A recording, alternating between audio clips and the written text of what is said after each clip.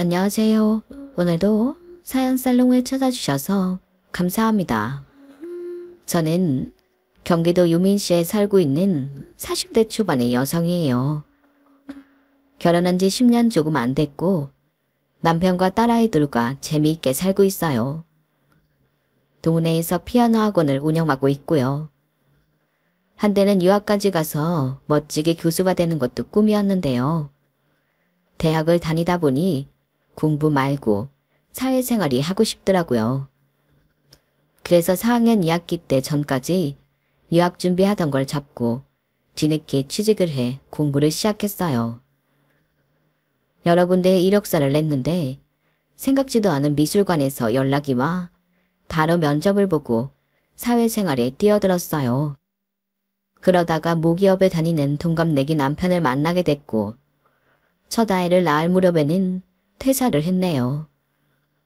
그러다가 큰아이를 낳고 돌이 되기 좀 전부터 피아노 학원을 시작했어요. 친정엄마가 아이를 봐준다고 하셔서 그건 믿고 저질렀는데 지금까지 하게 됐어요. 아이를 키워서 그런지 학원에 오는 애들을 보면 더 잘해주고 싶고 잘 가르치고 싶은 마음에 정성껏 레슨하고 대했는데 그게 입소문이 잘 났던 것도 있어요. 결혼 생활을 하다 보니 싱글일 때 꿈꿔왔던 것과 다른 게 참 많더라고요.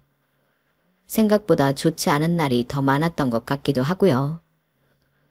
남편도 내 마음 같지 않은 게 힘들 때도 있었어요. 지금도 남편한테 섭섭함을 느끼기도 하고 남편도 저한테 서운하다고 따지기도 해요. 그럼에도 저희는 서로에 대한 신뢰가 있어요. 믿을 만한 사람이라는 거, 남한테 해를 끼치지 않는다는 거, 늘 내 마음처럼 해주지는 않아도 좋은 사람이라는 거, 뭐 그렇네요. 남편도 저를 이 정도로만 생각해줘도 바랄 게 없을 것 같아요. 시부모님들은 결혼 전이나 후나 별반 다르지 않았어요. 딱히 저를 좋아하는 것 같지도 않았지만 그렇다고 싫은 티를 내시거나 말도 안 되는 소리를 하신 적도 없었고요. 그냥저냥 남들처럼 평범하게 살아가던 저희는 결혼하고 3년째 됐을 때 많은 변화를 겪게 되었죠. 그때가 저희 큰딸이 돌이 좀 지났을 때인데요. 시동생이 결혼을 하게 됐거든요. 동서는 깜찍하고 귀여운 느낌의 외모였어요. 시동생은 엔터테인먼트 쪽에서 일을 해서 그런지 외모를 많이 따지는 편이었고 자기가 좋아하는 스타일이 확실했어요. 남편하고 저는 상견례에서 돌아와 아주 딱 지 마음에 드는 얼굴을 고른 것 같다고 얘기하며 웃었던 기억이 나네요. 저보다 5살 아래인 동서는 서방님보다는 3살 아래였어요.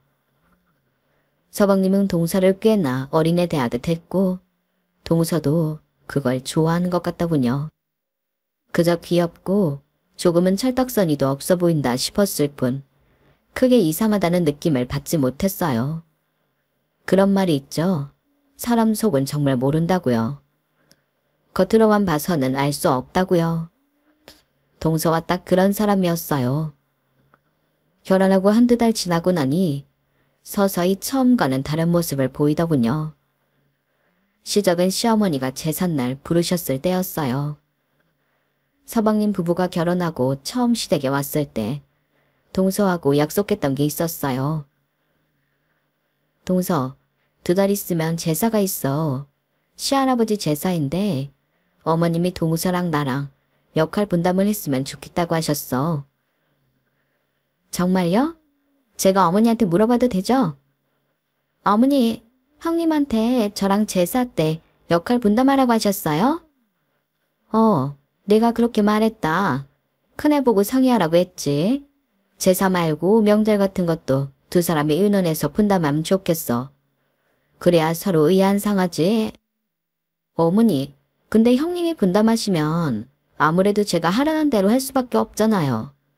그럼 저한테 일감이 더 많이 떨어질 수도 있는데 뭐라고 말하기도 그렇고요. 그냥 어머님이 정해주세요. 그럼 저도 불만 없이 할 수 있을 것 같은데요. 동서, 내가 분담하면 무조건 동서한테 일을 떠넘길 거라고 생각한 거야? 이건 서로 의논해서 정하는 건데 왜 나를 이상한 사람 만들어? 아니, 아무리 의논한다고 해도 저는 형님 말을 따를 수밖에 없지 않나요? 그래서 어머님이 해주셨으면 좋겠다는 건데 제가 잘못 말한 거예요? 아이고, 그래 알았다. 정하기도 전에 말 나오는 거 보니 어쩔 수가 없네.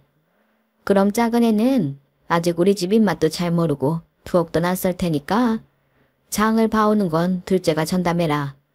음식은 나랑 큰애가 같이 하마. 네, 알겠어요, 어머니. 저는 마트 쇼핑만 할게요. 이렇게 딱 자기 할 일을 정해버리는데 얄밉긴 하더군요. 솔직히 그때 싹수가 보였던 건데 생긴 것처럼 정말 철이 없나 보다 하고 넘어갔어요. 저도 같은 며느리 입장이니 시댁 일이라는 게 하기 싫은 게 사실이라는 걸 잘 알고 있었고요. 나이도 5살 어린데 그만큼 밥 많이 먹은 내가 이해하고 넘어가자 했네요. 너무 예민하게 받아들이지 않으려고 한 거죠. 그런데 막상 시할아버지 제삿날이 다가오자 동서는 딴소리를 하더군요. 동서는 점심시간에 저한테 전화를 해서 한숨부터 쉬며 말을 시작했어요. 형님, 이거 제가 장을 다 보는 거요. 진짜 제가 다 해요? 어머니랑 다 얘기된 거 아니었어? 아니 근데 아무리 그렇게 말씀을 하셨어도 저는 일반 직장 다니는 사람인데 이걸 다 주문할 생각을 하니 좀 저한테 너무한다 싶어서요. 동서, 음식 만드는 건 쉬운 줄 알아? 동서는 음식 안 하기로 했잖아. 그래도 형님은 어머니랑 같이 하시는 거잖아요. 아무리 생각해도 이거 제가 덤튀기 쓰는 것 같고 저는 직장 생활을 해야 하는 사람인데 오늘도 일하다 말고 나간다는 게 참 그러네요. 회사의 눈치도 보이고요. 여기까지 들은 저는 점점 짜증이 나기 시작했어요. 그래도 마음을 다스리고 차분하게 물어봤죠. 그래서 주문은 얼마나 했는데 어머니가 살 거 다 알려주셨지? 제가 제수용 생산이니 고기는 미리 주문해서 오늘 도착했을 건데요. 나머지는 형님이 좀 해주세요.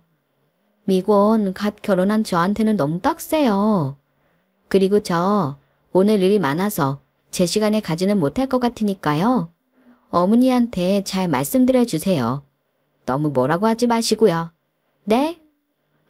목소리가 어찌나 퉁명스럽던지 저는 더 이상 다른 말 생각도 못하고 알았다고 하고는 바로 동서가 주문 안 한 재료들을 마트 사이트에서 찾아봤어요. 그때는 지금처럼 30분 있으면 바로 배달이 오는 사이트나 앱도 없어서 그날 중에 배달이 안 되는 것도 있었거든요. 그런 게 몇 개 있길래 학원 마무리를 알바하는 작은 선생님한테 맡기고 바쁘게 시장을 가서 장을 봤네요. 시어머니는 제가 두 손 가득 장을 봐서 들어가자 놀라시더라고요. 아니, 어떻게 네가 이걸 들고 오니? 작은 애는? 오늘 회사에서 늦는다고요. 저한테 부탁했어요. 그랬어. 그래 큰애야. 오늘처럼 네가 작은 애 편히 좀 봐주고 그래라. 걔가 나이만 어린 게 아니라 집에서 이쁨만 받고 커서 생각도 어리더라. 네가 나이도 차이 나고 어른스러우니 이렇게 봐주면 좋겠어. 그나저나 우리는 얼른 준비하자. 뭐 작은 애가 있다가 설거지는 하지 않겠니? 시어머니는 저를 달래느라 하신 말씀이겠지만 저는 좀 섭섭하더라고요. 저도 집에서 이쁨 받고 기업만 받았다고 말하고 싶은 걸 꼭 참았죠. 오빠들이 제가 막내라서 저도 어리양이나 부리고 컸지. 절대 어른스럽지 않은데 갑자기 관대해라 어른처럼 굴어라 그러니 마음이 별로 안 좋더라고요. 동서는 저희가 제사상을 다 차리고 난 후에야 왔어요.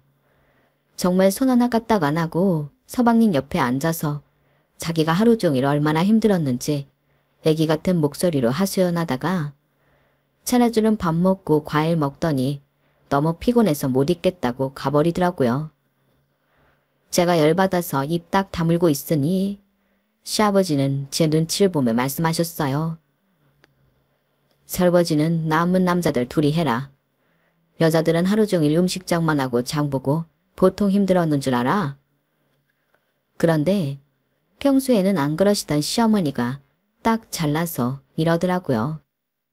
나요, 아니에요. 무슨 제삿날 남자들이 일을 해. 큰애야, 설거지는 네가 좀 맡아서 하자. 다른 때는 몰라도 나는 제삿날 남자들 부엌 가는 거 싫다. 이건 여자들 일이야. 둘째가 저렇게 피곤하다며 집에 먼저 갔는데 어쩌겠니? 너는 그래도 12시에 나가서 오전에 좀 쉴 수 있잖아. 네, 알겠어요, 어머니. 그런데 어머니, 저도 학원이 제 직장이에요. 애들 상대하고 부모님 상대하는 것도 에너지 많이 들어가는 일이라고요. 그건 좀 알아주셨으면 좋겠네요. 아니, 너 지금 내가 설거지 시켰다고 나한테 가르치려 드는 거니? 그럼 어떡하니? 집에 먼저 간다며 나가버리네. 이제 와서 차볼 수도 없고. 큰 사람이 이럴 때 아량을 베풀어야지. 그러자 시아버지와 서방님이 오히려 짤짤매며 저와 시어머니 사이를 중재했어요. 형수님, 많이 고단하시죠? 엄마, 그냥 설거지 내가 할게요. 요즘 세상에 제삿날 남자가 부엌에 안 들어가고 그런 게 어딨어. 보면 주변에 다 부엌 들어가서 일하더라. 맞아. 당신 다른 건 안 그러면서 명절이나 제사 같은 건 사고방식이 너무 고루해. 큰애야, 걱정 말고 쉬거라. 성오빠 설거지 한다잖냐. 하지만 시어머니는 절대 뜻을 굽히지 않았어요. 아니야. 이건 여자들이 마무리해야 되는 일이야. 큰애, 얼른 들어가서 설거지해. 그제야 남편도 자기 엄마를 너무한다는 눈빛으로 쳐다보더라고요. 저를 위해 한마디 해주지는 않았지만요. 설거지까지 다 하고 집에 오니 새벽 2시가 넘어갔어요. 저는 너무 속상해서 남편한테 뭐라고 했죠. 아니, 서방님하고 아버님까지 나서서 어머님 말리는데. 김성민, 너는 어떻게 말 한마디를 안 하냐? 네 마누라 소처럼 일하는 게 좋아? 어디 좋아서 그러냐? 내가 거기서 입 열면 네 편 든다고 엄마가 더 열받을 게 보이잖아. 나라고 엄마가 그러는 게 좋은 줄 알아? 나는 가끔 너 그러는 거 보면 짜증나. 너무 주변을 다 살펴. 결국 그거 너 욕 안 먹으라는 거지. 나 생각해 주는 거 아니야.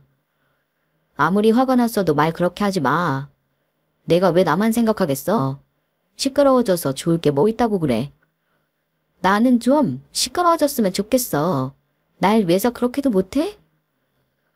그렇게 티격태격 다투다가 둘 다 동틀 때까지 잠 못 들었고 남편은 그대로 출근을 해버렸어요. 잠 한 잠 못 자고 나가는 남편이 안쓰럽고 좀 미안한 마음도 들었지만 저도 너무 속상해서 출근길에 뭐라도 사 먹으라는 문자도 안 보냈네요. 그날 오후 남편은 저한테 문자를 보냈어요.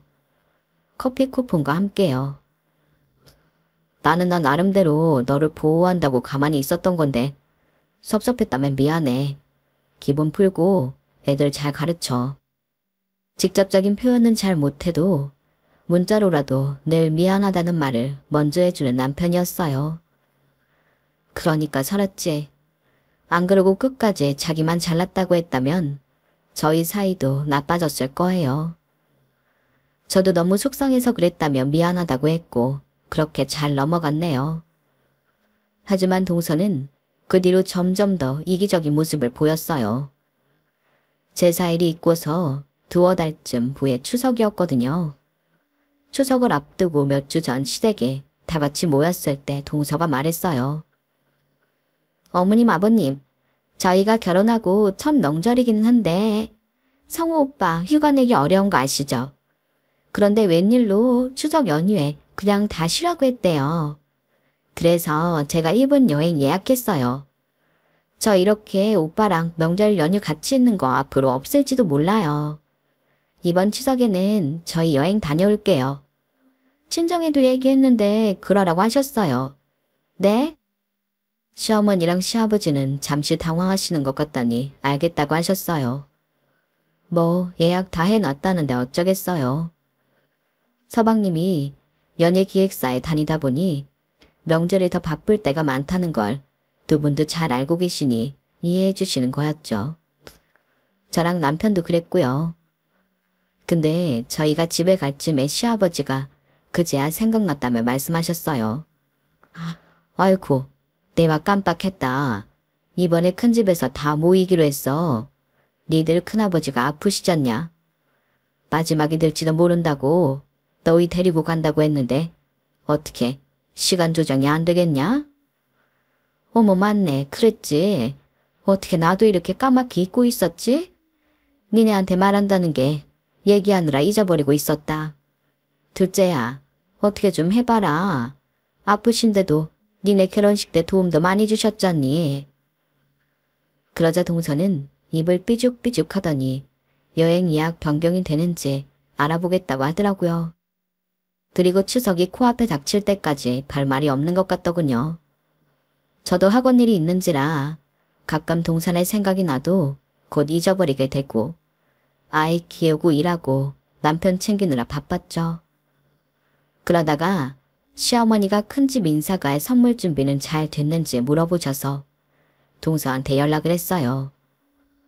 서방님네랑 돈 반반씩 하기로 했었거든요.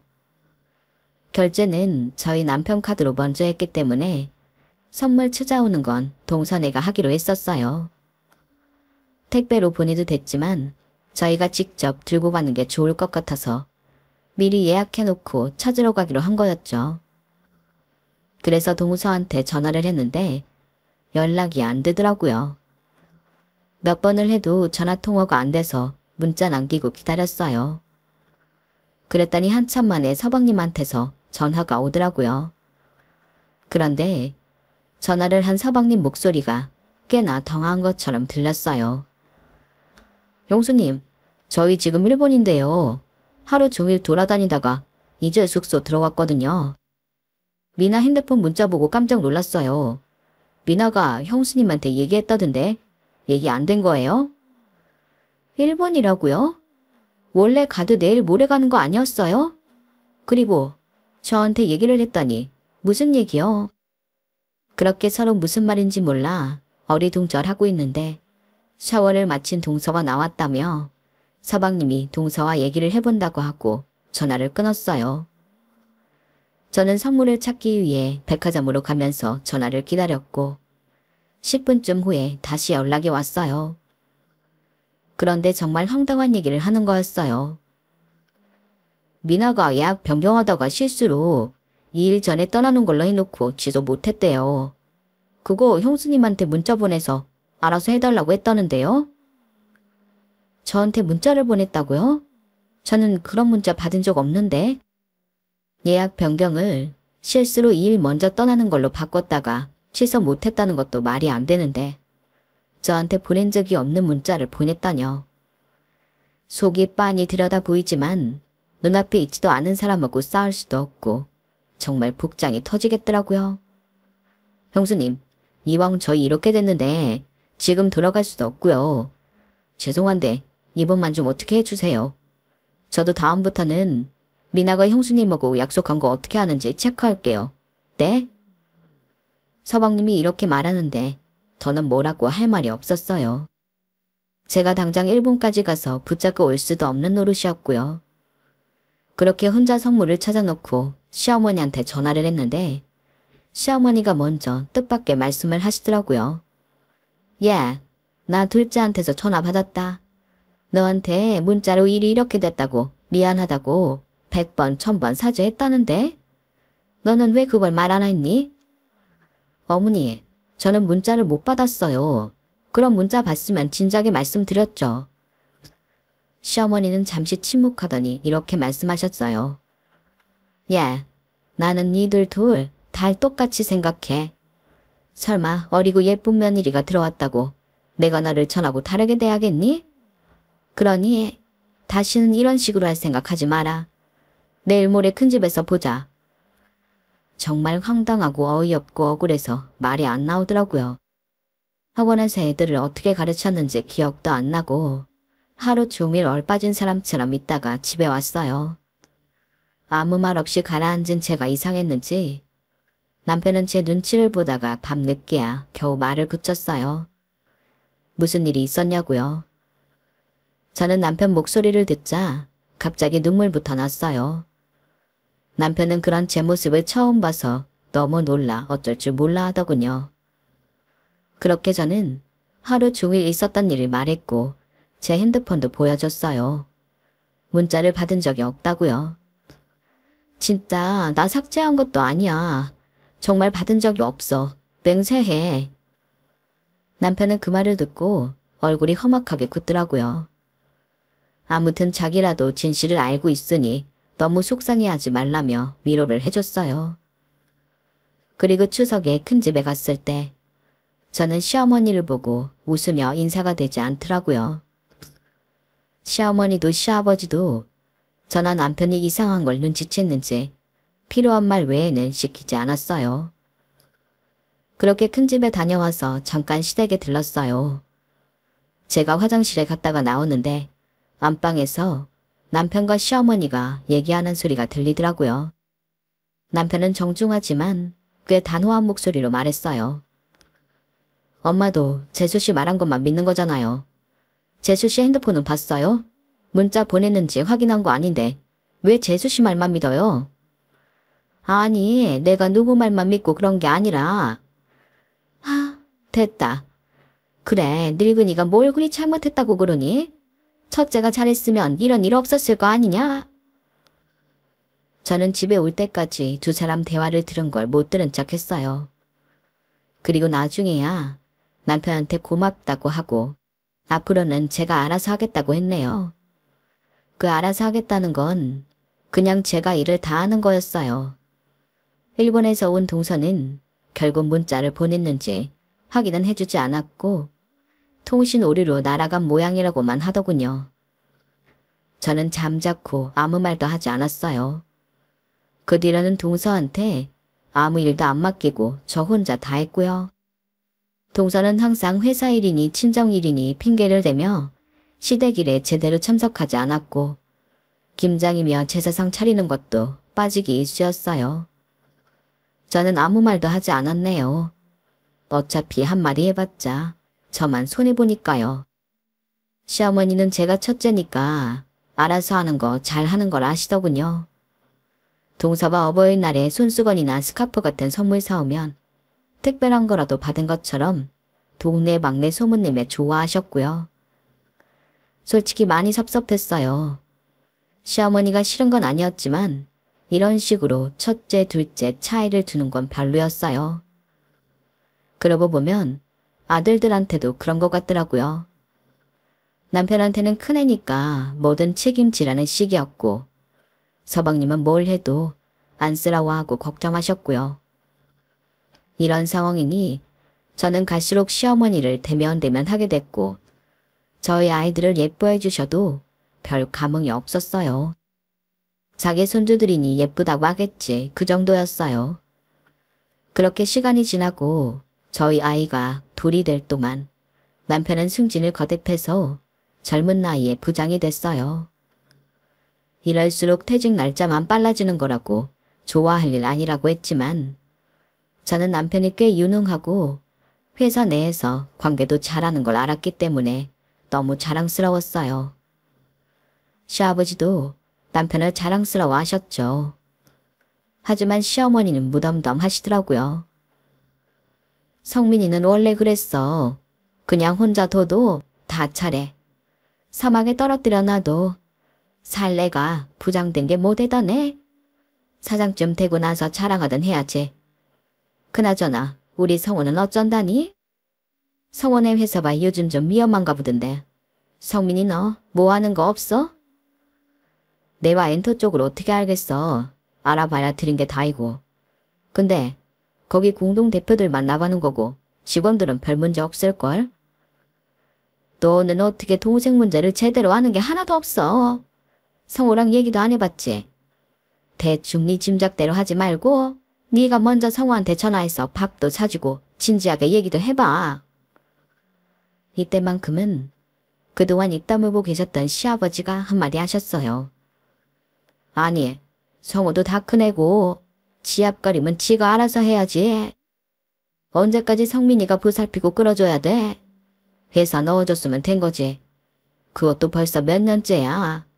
어떻게 당신은 성민이한테는 그렇게 칭찬이 박하고 요구하는 것만 맞나? 옆에서 내가 보기도 민망해. 성민이 이제 한 집안이 가장이야. 애들 어릴 때 하던 것처럼 할 수 없다고. 큰 며느리한테도 그래. 어떻게 성민이한테 하던 거랑 똑같이 하나? 아니, 당신은 왜 애들 앞에서 역정을 내고 그래요? 사람 민망하게. 시어머니는 자기 잘못을 지적하면 꼭 이런 식으로 피해 나가면서 상대가 자기를 무안줬다며 화를 내는 게 끝이었어요. 그걸 잘 아는 시아버지는 여태 시어머니한테 별 말씀 안 하시다가 한마디 하신 거였고요. 결국 남편이 중재를 해서 분위기를 풀고 자리를 끝냈어요. 뭐 남편도 말은 안 하지만 자기 엄마한테 많이 섭섭한 것 같더라고요. 남편 말은 이랬어요. 말한다고 될 일이면 벌써 됐겠지. 말해서 될 일이 아니야. 그런데 거기다 대고 자꾸 뭐라 하면 나만 힘들지. 남편이 참 어른스럽더라고요. 저도 그런 남편처럼 동서를 대하게 됐죠. 말한다고 될 일이 아니니까요. 동서는 그 후로도 참 얄밉게 굴고 자기가 받아갈 것만 받아가고 단 한 번 시댁을 위해 봉사한 일이 없었어요. 그러다 평범한 일상을 보내던 저희 집안에 갑작스러운 우환이 닥치게 되었어요. 시아버지가 갑자기 돌아가신 거였어요. 시아버지가 타신 택시를 음주운전 차량이 세게 받았고 운전사는 그 자리에서 사망하고 시아버지는 응급실로 옮겨져 수술을 받았지만 이틀 만에 돌아가신 거였죠. 정말 천청병역 같은 일이었어요. 저는 든든한 버팀목을 잃은 것 같아 마음이 너무 힘들더라고요. 남편도 그런 것 같았어요. 물론 서방님도 많이 슬퍼했지만 남편은 정말 중요한 걸 상실한 사람 같아 보였어요. 시어머니도 빈소에서 시아버지 영정사진만 보며 망연자실 앉아 있었고요. 그런 가운데 단 한 사람, 너무 티나지 않게 아무렇지 않은 사람이 있었으니 바로 동서였어요. 동서는 혼자 너무 멀끔한 얼굴로 있었어요. 처음에는 화장도 진하게 했다가 시댁 친척들한테 한 소리 듣고 지웠는데 친정 식구들이 오면 그 핑계로 나가서 한참 동안 안 들어오곤 했어요. 회사 사람들이 왔을 때는 그 사람들하고 아예 술판을 벌이는데 그때는 서방님도 좀 짜증이 난 것 같더라고요. 저는 동서랑 동서 회사 사람들 술 챙겨주고 반찬 챙겨주면서 이런 말 하는 것도 들었네요. 이민아 주임은 그럼 돈 받은 거 없어? 모르겠어요. 아직 시어머니 계시니 유산 받기는 글렀고 음주운전 한쪽 보험회사에서 찾아오는 것 같은데 다들 뭐 어떻게 하는 건지 거기서 돈 받으면 좀 주시겠죠? 아무렴 맨날 나와서 이러고 있는데. 동서 말이 하도 어이가 없어서 뒤에서 노려보고 있자니 동서 회사 사람이 눈치를 보며 동서를 쿡쿡 찔렀어요. 하지만 동서는 저를 보고도 아무렇지도 않더라고요. 아, 형님이에요? 그 반찬 저희 주시는 거죠? 잘 먹을게요. 정신이 너무 해맑아서 생각이 없는 건지 철이 없는 건지 이기적인 건지 헷갈리더라고요. 그런데 이 말을 저뿐 아니고 시어머니도 들었던 모양이었어요. 나중에 장례식을 다 마치고 시댁에 모였는데 시어머니가 말씀하셨어요. 니들 아버지 아프다가 돌아가신 것도 아니고 그렇게 갑자기 가실 줄 몰랐다고. 그 정정하던 양반이 어쩌다가. 아무튼 그래서 나 보상금 받은 거 안 쓰고 그대로 둘 거야. 니들 아버지 목숨값 같아서 아무것도 못하겠어. 그러니까 그렇게 알아라. 알았지? 라며 동서를 쳐다보는데 동서는 그 와중에도 실망한 기색에 역력하더라고요. 오히려 서방님이 민망해서 어쩔 줄 몰랐고요. 저와 남편은 당연한 거라고 어머니 뜻대로 하시라고 하면서도 동서의 태도가 기가 막혀 솔직히 그날 둘이서 뒷담화 좀 했네요. 철이 없는 게 맞는 거냐, 혹시 사이코패스 아니냐 그러면서요. 그런데 엎친 데 덮친다고 하죠. 시아버지 돌아가시고 2달이나 지났을까요? 시어머니가 계속 회복을 못하셔서 병원에 모시고 갔더니 큰 병원에 가보라는 거였어요. 저나 시어머니나 충격 때문에 몸이 아픈 거라고 생각했는데 솔직히 충격이었네요. 그래서 우선 지역이 있는 중형병원을 먼저 가보게 되었어요. 저희 친전 쪽 친척 중에 아산병원 의사가 있어서 그분 통해서 예약 잡겠다고 했는데 시어머니가 싫다고 하시더라고요. 예, 그냥 검사 받는 건데 뭐 거기까지 가니. 됐다. 그리고 아프면 얼마나 아프겠어? 내 몸은 내가 안다. 남편과 제가 몇 번이고 설득했지만 하도 싫다고 하셔서 결국 중형병원에 갔는데 그 결과는 정말 저희 모두를 절망에 빠뜨리는 거였어요. 위암 말기인데요. 터미널이라고 하죠. 3개월에서 5개월 여명 보고 있습니다. 네? 정말이에요? 뭐 잘못된 거 아니에요? 어머니 음식 다 잘 드셨는데요. 제가 너무 놀라 몇 번이고 다시 확인해 달라고 했고 의사는 난처한 표정으로 저를 보더라고요. 저는 순간 시어머니를 보자마자 눈물을 주르륵 흘렸어요. 미운 정도 정인지 정말 어쩔 줄 모르겠더라고요. 제가 울자 시어머니도 당황하셔서 제 등을 토닥여 주셨어요. 야, 뭘 그렇게 울고 그러니? 나도 멀쩡한데. 괜찮아. 사람 인생 다 그런 거지 뭐. 아니 그래도 이런 게 어딨어요. 저는 남편한테 이 사실을 알리고 하루 종일 멍하게 있었어요. 남편도 충격이 컸는지 말을 못하더라고요. 소식을 들은 서방님도 저희 집에 와서 한참을 울고 갔고요.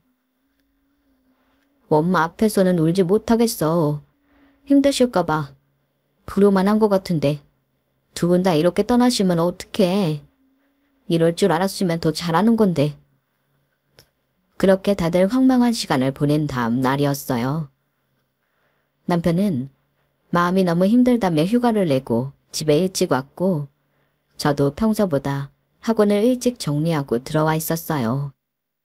아이들도 엄마 아빠 분위기가 심상치 않다는 걸 아는지 평소처럼 웃고 떠들지 않고 조용하더라고요. 그렇게 했는데 갑자기 전화가 한 통 오더군요. 보니까 동서였어요.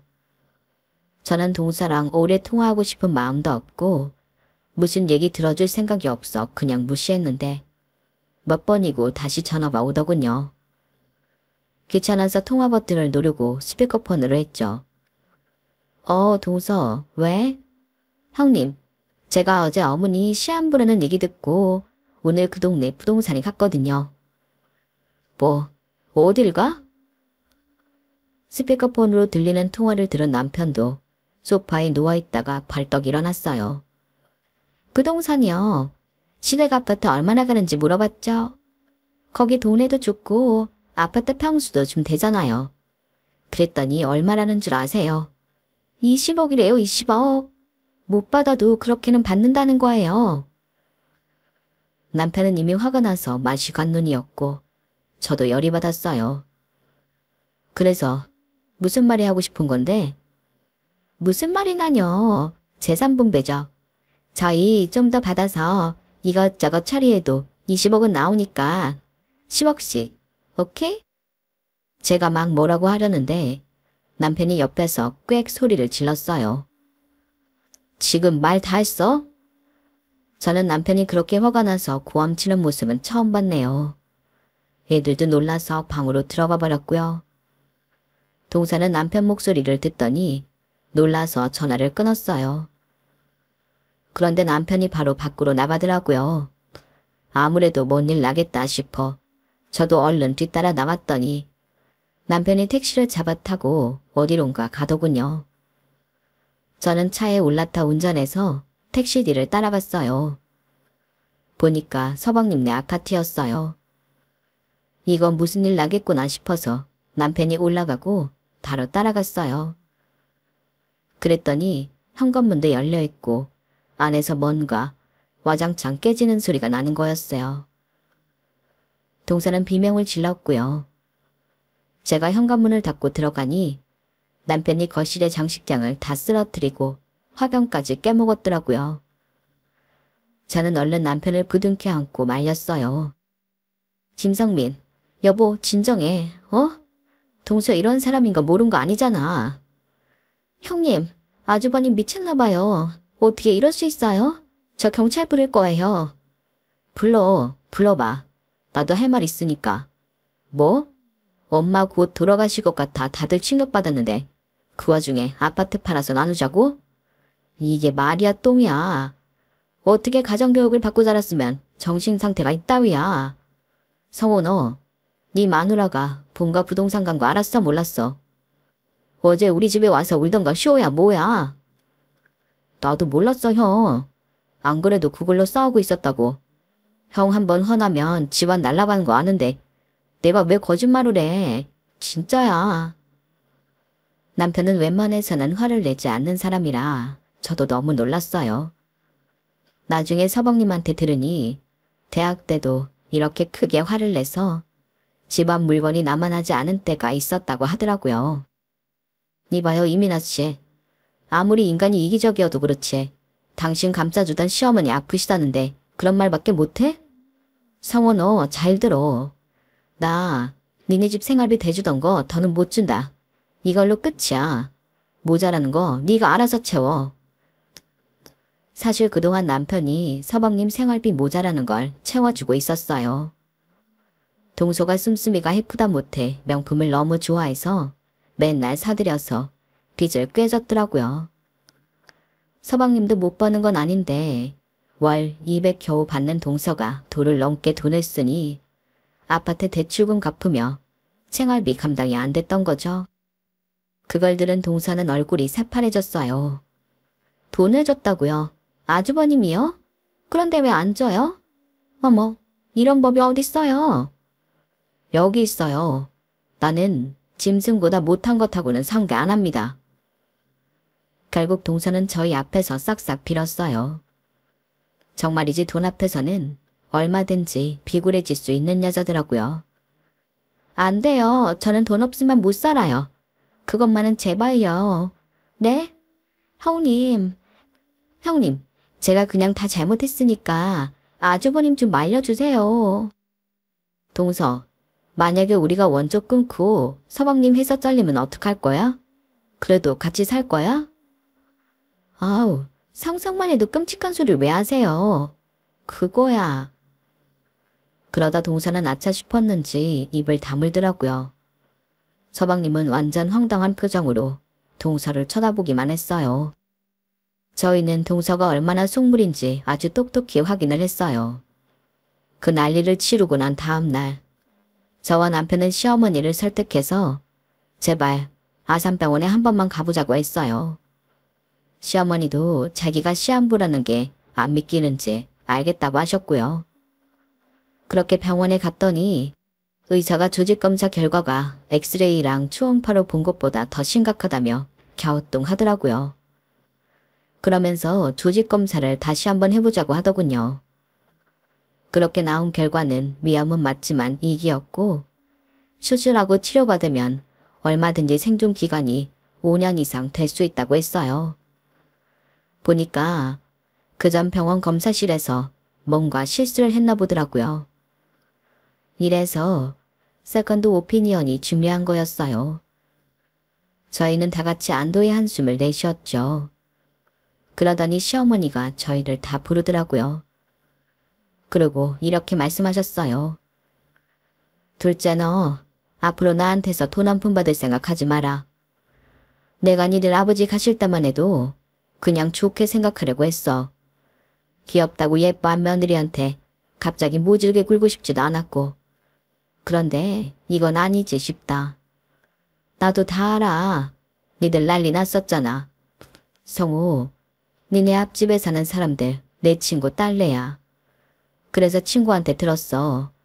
우리 집 시세를 알아봤다고? 반으로 나누자고 했다고? 절대 그럴 일 없을 거다. 나 여기서 공개적으로 말하는데 내가 나중에 죽어도 이 집은 오로지 첫째 거야. 서원어도 거기에 할 말 없을 거야. 알지? 저희도 몰랐는데 그동안 동서는 시어머니한테서도 용돈을 받았더라고요. 아니, 늙으신 부모님 용돈을 줘도 모자랄 판에 돈을 받아봤던 거였죠. 그 말에 동서는 얼굴이 하얗게 질렸고 아무 말도 못하고 돌아갔어요. 그리고 얼마 후 서방님은 이혼 소송을 하기로 했다며 풀이 잔뜩 죽어서 저희 집에 왔어요. 어차피 아이도 안 가졌고 그렇게 아이를 싫어하더라고요. 내가 잠깐 뭐에 홀렸던 것 같아. 동서는 서방님하고 살아도 이제 자기한테 좋을 게 하나도 없다고 생각했는지 이혼을 하겠다고 하다가 자기가 받을 돈이 얼마 없는 걸 알고 소송을 했지만 결과적으로 서방님한테 유일한 판결이 나왔네요. 그게 벌써 6개월쯤 지났어요. 그 소동을 벌이는 새에 시어머니는 수술도 잘 하시고 항암 치료도 잘 받고 계세요. 가끔씩 시골에 내려가 계시다가 올라오시고요. 저는 친정어머니랑 시어머니 모시고 해외여행도 하고 좀 더 마음 내려놓고 살고 있어요. 시아버지 시어머니 돌아가시고 아프신 거 보니까 인생 너무 아등바등 살고 싶지가 않더라고요. 그냥 모두에게 친절하며 행복하게 사는 게 좋을 것 같아요. 남편한테도 너무 일 열심히 하지 말라고 했고요. 그랬더니 남편은 그냥 허허 웃네요. 저희는 지금도 예전처럼 평범히 남들처럼 가끔 싸우기도 하고 화해하며 잘 지내고 있어요. 서방님은 싱글이 되고 나서 일도 더 잘 돼서 지금은 다른 소속사로 옮겨 직급도 올라갔고요. 사람 사이에도 더 잘 맞는 게 있는 것 같아요. 서방님이 아직은 재혼 생각이 없다고 하는데 언젠가 짝을 만나면 또 어떻게 될지 모르죠. 시어머니는 서방님이 재혼하길 바라시니까요. 그럼 제 이야기는 여기서 마칠게요. 끝까지 들어주신 분들 다들 감사드리고 늘 건강하세요. 여러분, 사연 댓글에 응원과 현명한 조언 부탁드려요. 좋아요와 구독은 저에게 큰 힘이 됩니다. 오늘도 좋은 일 가득하세요.